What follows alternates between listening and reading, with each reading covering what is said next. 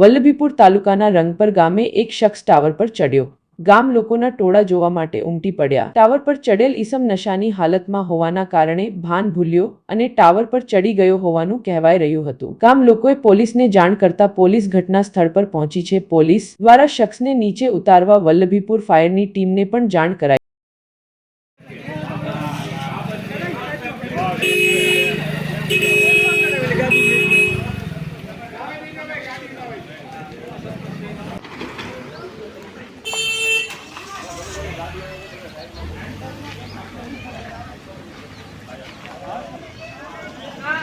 મોકલો કેમ છો?